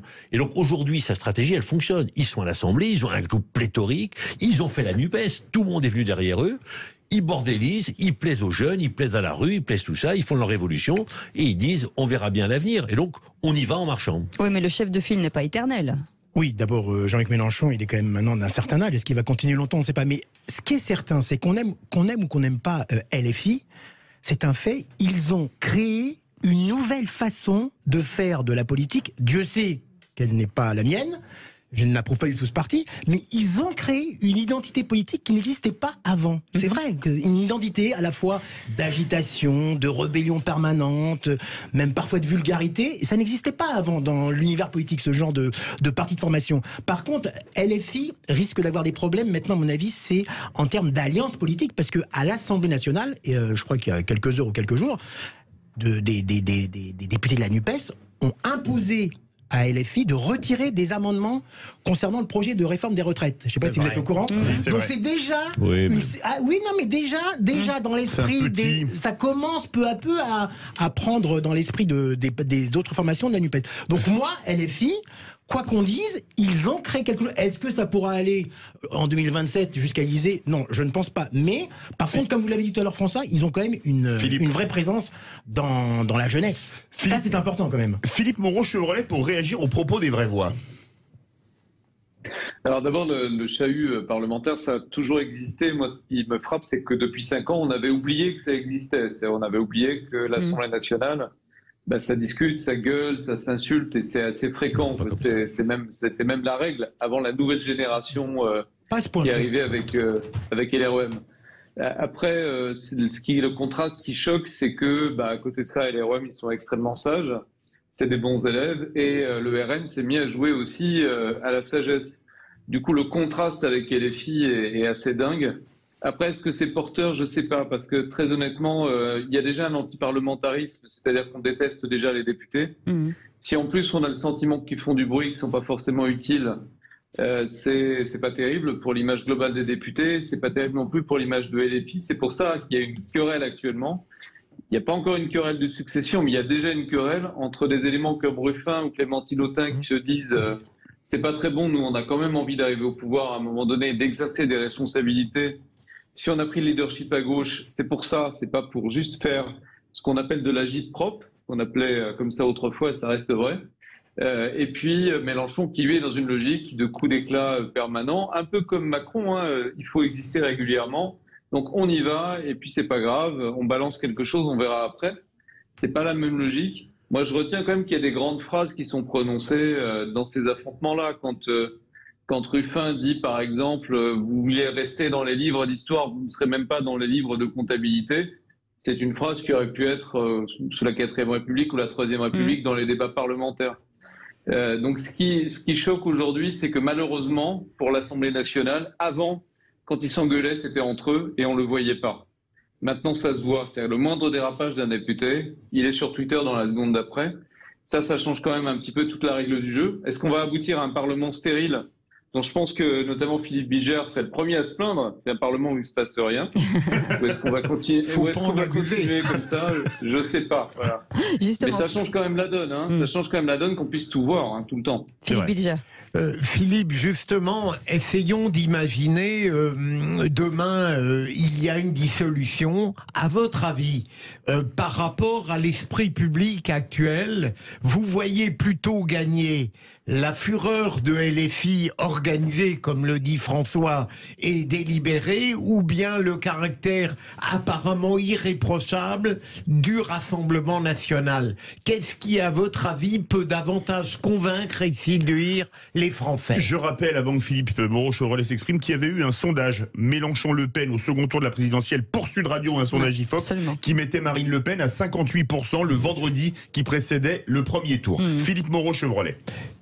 Alors, dans une présidentielle, à l'heure où on se parle aujourd'hui, dans une présidentielle, c'est Marine Le Pen qui, à mon sens, l'emporte. Maintenant, il peut se passer beaucoup de choses d'ici à 2027. Sur des législatives, en imaginant qu'il y a une dissolution, c'est-à-dire pas de présidentielle, là, c'est plus ouvert parce qu'il y a une très forte colère dans le pays et ça peut bénéficier aussi à LFI. Et il y a une colère là avec la réforme des retraites qui est tellement forte, il y a plus de 93% des cadres qui rejettent l'idée, enfin même les électeurs de La République En Marche sont contre. Donc il y a un contentieux qu'il faudrait quand même sortir. Si on faisait une dissolution maintenant, je ne sais pas très bien ce que ça donnerait, mais je ne suis pas sûr que ça pénaliserait les éléments les plus excités du Parlement en tout cas. Après, sur le long terme, je pense qu'à la longue, la stratégie de Marine Le Pen est la meilleure, hein, c'est-à-dire faire profit bas, montrer qu'on est capable de gouverner, se faire élire à des postes à l'Assemblée nationale, donner des gages de temps en temps au gouvernement, ce qu'elle a fait régulièrement, hein, et essayer de montrer qu'on est capable d'exercer le pouvoir. C'est la meilleure chose pour prendre le leadership à droite. Et ça, c'est du long terme. Sur le court terme, je suis pas sûr que les... Voilà. Sur la dissolution, moi, c'est quelque chose auquel je pense de plus en plus, parce que si effectivement la rue continue à faire en sorte qu'il y ait du monde, si le mouvement se durcit, il ne peut pas ne pas se durcir. Pour le président de la République, il y a deux solutions. C'est soit retirer le texte, et donc il termine son mandat en disant deuxième solution, mais après effectivement des heures dans la rue, des heures à l'Assemblée nationale, enfin entre guillemets la chienlit, pour pas paraphraser ce qui s'est passé à l'époque, il dit aux Français donnez-moi une majorité, voilà, ou vous me la donnez ou vous me la donnez pas, vous choisissez. Et donc il redonne le pouvoir au peuple. Il n'est pas sûr de gagner, loin de là. Moi, je suis d'accord avec votre analyse, ça peut être les extrêmes qui montent encore. Mais au moins, il redonne la parole au peuple en disant dites-moi, on peut pas continuer comme ça. Et les Français choisissent. C'est une manière, entre guillemets, de faire une espèce de référendum très osé et très compliqué, mais il n'y a pas d'autre solution sinon, parce que passer en force avec un 49-3, c'est aussi c'est la fin du mandat, parce que c'est-à-dire que derrière, il ne gère plus rien. Et puis c'est la fin Chevrolet. Oui, je suis d'accord que s'il passe en force, là, il prend un énorme risque. Il aura gagné sur le papier, mais sur le fond, il aura perdu. Ça risque d'être très compliqué pour la fin du mandat. Après, je pense que si il faisait une dissolution maintenant, ce serait quand même purement suicidaire. Je ne vois pas vraiment l'intérêt qu'il aurait à le faire. Honnêtement, il a déjà une majorité relative. Il arrive à s'en sortir parce qu'il a des LR. Vous savez, c'est Marine Le Pen qui comparait les LR à un banc d'huîtres. En gros, il faut se servir, c'est bon, voilà, c'est là pour être mangé, quoi, en quelque sorte. C'est pas complètement faux, donc il n'est pas dans une situation complètement inconfortable au Parlement non plus, Emmanuel Macron, qui justifie de sortir la bombe nucléaire maintenant, quoi. Après, sur la chienlit, la différence quand même avec mai 68, la grosse différence, c'est que là, vous avez une majorité de Français qui ont soutenu les Gilets jaunes jusqu'au bout, y compris quand il y avait des violences. Et ça, c'est pas banal quand même, parce que d'ordinaire, quand il y a des violences, l'opinion, elle part. Là, à la surprise de tout le monde, et à la mienne aussi, hein. Elle est restée, et ça, je ne sais pas trop ce que ça veut dire. Oui, alors Philippe, moi, je voudrais vous poser une question en tant que spécialiste de la communication politique. Comment vous jugez la communication de Jean-Luc Mélenchon, qui a l'air de perdre parfois tout contrôle? Comment vous la jugez? Qu'est-ce que vous pourriez lui conseiller, vous, si vous étiez par exemple son conseiller en communication? Bon courage. Oui, la tâche est rude. Moi, je conseillerais d'écouter davantage François Ruffin. Pourquoi? Parce que déjà, François Ruffin, il n'est pas tout le temps énervé. Il y a beaucoup de moments où il explique ce qu'il fait, et il l'explique sur son terrain à lui. Il utilise beaucoup les réseaux sociaux d'une façon parfaitement calme pour expliquer son point de vue. Et ça, aujourd'hui, c'est moderne, c'est ce qu'il faut faire. Et puis, il n'est pas comme Macron. Et le problème, c'est qu'entre Macron et Mélenchon, je trouve qu'il y a certaines attitudes qui sont les mêmes. Je vais m'expliquer, mais par exemple, quand un proche de Macron est mis en cause, Macron répond invariablement « j'assume ». Et en fait, quelque part, c'est votre problème, pas le mien. Et Mélenchon a fait la même chose avec Quatennens, ce qui n'est pas complètement compréhensible du point de vue de ses propres électeurs à lui. En disant moi je m'en fous. En fait, il a dit à un journaliste d'une chaîne concurrente, en gros, taisez-vous, passez à autre chose, fichez-nous la paix, des mots assez forts. Et moi, je pense qu'il va finir par donner l'impression qu'il est Macron sans le pouvoir, dans ses attitudes personnelles et dans ce que Macron a de moins sympathique. Donc, je suis pas très sûr que ce soit une combinaison gagnante. Moi, je pense que la nouvelle génération, elle est quand même beaucoup plus intelligente et elle comprend mieux l'état du pays aussi, je pense. Le seul problème, c'est que faut pas oublier que Mélenchon est quand même un trotskiste historique, doublé d'un stalinien, et donc le grand plaisir de ces gens-là, c'est de couper des têtes. C'est vrai que le coup du ballon hier, c'est pas anodin. Bon. Et donc, moi, je pense qu'effectivement, vous êtes juste en train de signer l'acte de mort de Ruffin.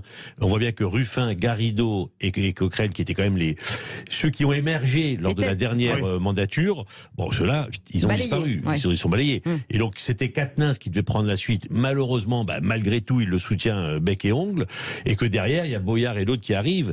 Mais que le choix de Mélenchon, c'est de dire ceux qui peuvent me faire de l'ombre, ils dégagent. Mais c'est leur stratégie, enfin c'est historique, hein, chez les trotskistes et les staliniens, de couper les têtes. Enfin, et les trois que vous citez sont étrangement modérés depuis quelque temps. Absolument. Mais la vision pour l'avenir, parce que là on parle de Marine Le Pen et de Jean-Luc Mélenchon, mais finalement, quid d'un autre candidat? Parce qu'à un moment donné, il va falloir quelqu'un qui se déclare, parce que là on a l'impression que tout le monde est totalement annihilé par tout ce qui se passe. Et qui Wauquiez à droite. Wauquiez à droite. Et à gauche. Bonne question. À gauche, oui. Il y a à droite, il y a Darmanin quand même. Oui, Darmanin, c'est pas droit. Et Édouard Philippe, non? Je pense qu'il y a non, je pense que aujourd'hui ceux qui tiennent la corde, je pense dans la Macronie, c'est Darmanin, Attal. Oui. Je pense qu'ils ont. Attal, oui. Gabriel Attal, mais qui est très on oublie quand même Bruno Le Maire et non, je pense que Darmanin et Attal ont pris le dessus. C'est un peu tôt pour Attal, non? Mais ils sont jeunes, ils ont pris le dessus sur les députés, ils sont hyper présents, ils sont hyper actifs, ce qui n'est plus trop le cas de Le Maire et d'Edouard Philippe, qui sont quand même un peu à la traîne. Je dis pas que c'est bon pour eux, loin de là. Mais moi, est-ce que Philippe, je trouve, François, que vous oubliez trop Édouard Philippe tout de même. Qu'est-ce que vous en pensez, Philippe? Est-ce que dans ce cheptel humain... Alors, moi, ce que je trouve par rapport à Édouard Philippe, c'est qu'il aurait pu, entre guillemets, débrancher Emmanuel Macron il y a 2 ans. Il y avait un moment de faiblesse. Et que quelqu'un comme Sarkozy ou quelqu'un comme Macron, d'ailleurs, l'aurait fait. Oui. C'est-à-dire, il aurait trahi au bon moment pour prendre le pouvoir, l'ascendant. Il aurait pu le faire. Il ne l'a pas fait. Donc moi je trouve qu'il manque un peu d'agressivité en fait. Il est un peu comme Juppé, quoi. Il attend qu'on lui donne le pouvoir. Un barouin bis. Il est assez subtil. Il est assez subtil. Je pense que les deux jeunes vont pas lui laisser la place. Philippe Moreau-Chevrolet, il reste 1 minute. Est-ce que quelque part la chance de Jean-Luc Mélenchon et de LFI, c'est qu'ils peuvent faire toutes les provocations qu'ils veulent, comme de toute façon les autres partis de la NUPES ont besoin d'eux pour gagner des circonscriptions. Et bien, pour garder son mandat, certains sont prêts à tout. Et c'est surtout que le jeu à gauche, maintenant, il est très là-dessus. Regardez les modérés comme Jadot, ils n'existent pas. Faure, il a beaucoup de mal à exister. 22 000 et le problème, c'est qu'à gauche, aujourd'hui, c'est Sandrine Rousseau qui a gagné la primaire d'écolo, même si elle l'a perdue. Et Mélenchon, je pense, a intégré le fait qu'aujourd'hui, il y a une radicalisation très forte. Donc, ils font un jeu qui va les minoriser, forcément, mais qui est nécessaire pour qu'ils survivent comme figure dominante, quoi. Après, c'est pas la voie de la victoire pour la gauche à la présidentielle, ça c'est sûr. Merci beaucoup en tout cas Philippe Moreau-Chevrolet, fondateur de l'agence de communication MCBG et professeur à Sciences Po. Vous restez avec nous. Dans un instant, on va revenir sur une thématique qui revient, en tout cas, c'est vraiment tendance, le viager. Nouvelle tendance.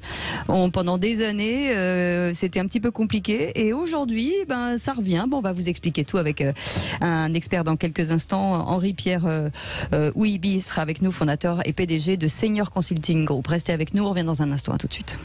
Les vraies voix Sud Radio, 17h-20h, Philippe David, Cécile de Ménibus. On vous souhaite la bienvenue dans les vraies voix avec Philippe Bilger, avec François Pupponi, avec René Chiche. Ils en disent des bêtises, voilà. Et on revient sur un sujet important, sur un sujet d'immobilier avec le viager qui redevient très tendance. On va en parler avec Henri-Pierre Ouibi qui est avec nous. Bonsoir. Merci d'être là. Bonsoir. Et vous êtes président directeur génial, j'ai dit. Mais c'est ça, c'est exactement ça. Juste révélateur. Ouais, merci. De Senior Consulting Group. Qu'est-ce qui fait qu'aujourd'hui, alors on savait que forcément le viager avait une sale mentalité, enfin en tout cas une image un peu compliquée à gérer, et aujourd'hui on a l'impression que finalement c'est rentré dans les mœurs et c'est plutôt très tendance, ça a basculé d'un côté à l'autre. Oui, alors c'est complètement vrai et c'est en train de vraiment de se propulser encore plus. Alors il y a plein de raisons pour lesquelles le viager aujourd'hui redevient tendance. Déjà il y a un vrai changement de mentalité du point de vue des seniors, qui ont bien compris que un bien immobilier n'avait pas vocation à être transmis à ses enfants, parce que déjà aujourd'hui les enfants, un bien immobilier c'est des fois plus embêtant qu'autre chose, les familles sont éclatées, et on connaît pas grand monde qui aujourd'hui rêve de vivre dans la maison de ses parents, et les retraités trouvent qu'aujourd'hui le bien immobilier en fait c'est comme de l'épargne. C'est un capital qui se sont construits et l'idée c'est de se dire ce capital que j'ai qui aujourd'hui me coûte de l'argent parce que bien sûr. Voilà, avec aujourd'hui toutes les problématiques qu'il y a, l'énergie, ça coûte de plus en plus. Mais c'est surtout de se dire en fait cet argent le viager me propose de l'utiliser aujourd'hui pour mieux vivre. Donc et les enfants aussi se disent mes parents sont bien chez eux, pourquoi les déloger, pourquoi aller ailleurs?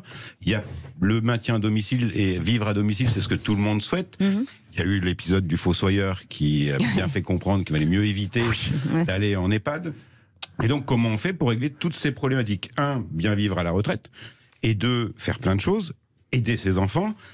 Eh ben, j'ai une solution toute simple qui est mon bien immobilier. Je peux l'utiliser aujourd'hui pour me générer des revenus. C'est rassurant pour les personnes âgées de se dire que finalement on va pouvoir payer son loyer, parce que souvent ce sont aussi des petites retraites, c'est compliqué, et là pour le coup il y a une vraie assurance vie, j'allais dire, jusqu'au bout. Oui, et c'est hyper rassurant, et c'est surtout quelque chose qui rentre dans quelque chose de naturel. On s'américanise peut-être un petit peu, où les Américains, eux, un bien immobilier n'est qu'un actif.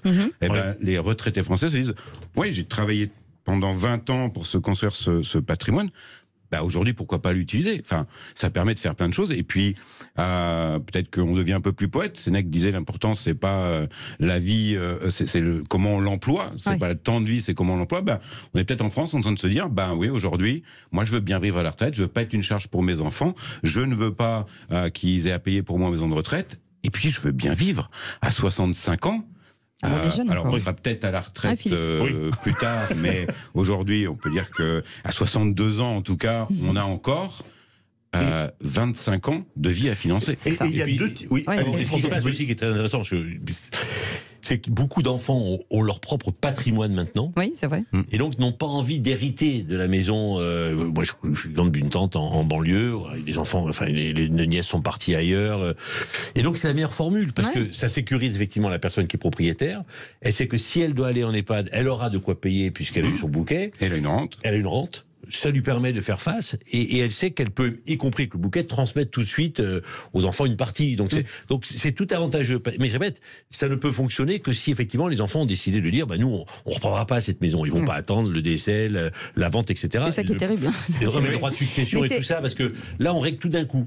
Parce qu'en fait tout se règle assez rapidement. C'est plutôt la ruralité, plutôt urbain finalement le viager, ou ça s'est totalement démocratisé?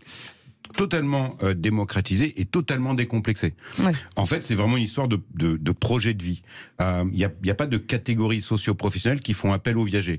On a aujourd'hui des clients qui sont autant anciens avocats, médecins, diplomates, 4 sup, que ouvriers, agriculteurs. Donc c'est vraiment complètement diffusé, parce que il y a de plus en plus d'acteurs sur ce marché, et tant mieux, parce que ça permet de le démocratiser.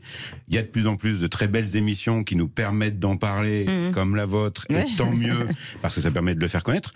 Parce qu'il faut quand même se dire qu'on a 11 millions de retraités propriétaires en France aujourd'hui. 11 millions. C'est énorme. Et les transactions viagères, donc moi j'appelle ça les personnes qui se permettent de réaliser un projet de vie, ça représente encore aujourd'hui que 15 000 transactions. C'est pas dû au préjugé du viager, c'est dû à la méconnaissance ou à la fausse idée qu'on en a. Oui, c'est vrai. C'est vrai, donc aujourd'hui les choses ont changé. En plus, on dit toujours que c'est éthique. Aujourd'hui, c'est beaucoup plus éthique, socio-responsable. On rentre dans une vision, en tout cas, de l'avenir qui est totalement différente et en phase avec la société d'aujourd'hui. Complètement, puisqu'on a aujourd'hui des investisseurs qui ont un discours et qui ont bien compris. On récupère énormément d'investisseurs expatriés ou des déçus du locatif qui disent moi j'en peux plus des locataires, des impayés, et qui se disent mon argent, où est-ce que je vais l'investir? Et si je l'investis en viager, en fait, il n'y a pas plus vertueux que ce système. Lorsque vous payez une rente à un senior, cette rente, elle va pas être mise sur un livret A. Elle va tout de suite être injectée dans la société, soit pour consommer des services, soit pour consommer des loisirs, soit pour aider ses enfants, soit pour aider ses petits-enfants. Donc en fait, ça fait circuler aujourd'hui de l'argent qui ne circulait pas avant. Donc, c'est plus humain. C'est plus humain et c'est intergénérationnel. Merci en tout cas. Ça n'a rien à voir avec le film Le Viager. J'en étais sûr. Si on pouvait juste le supprimer Il vous a fait du mal. Mais d'ailleurs, je ne vois pas de quoi vous parlez. Merci beaucoup Auré-Pierre Ouidby d'avoir été avec nous, fondateur et PDG de Senior Consulting Group. Vous pouvez aller voir sur le site internet, c'est très intéressant, et il y a des belles affaires à faire, et en plus on fait des jolies rend compte parce que souvent il y a des liens qui se créent entre les acheteurs et les vendeurs et ça c'est plutôt canon. Merci beaucoup Philippe Bilger. Merci à vous. Merci à vous. Merci beaucoup François Pupponi. Merci à vous. Merci beaucoup René Chiche. Ouais. Merci Cécile. Merci Philippe. David. Merci à vous Cécile. Nous on se retrouve lundi à 17h. Oui, enfin on sait pas, on verra. Ça se discute. Mais moi je reste avec vous jusqu'à 19h20 environ parce qu'on va parler dans les vraies voies du sport de la 23e journée de Ligue 1 avec un match terrible demain. Monaco, Paris Saint-Germain à 3 jours de rencontrer le Bayern. Et il va falloir jouer sans Messi et sans Mbappé. Mais on va faire le tour de toute la journée de Ligue 1. En espérant qu'il n'y ait pas un blessé de plus.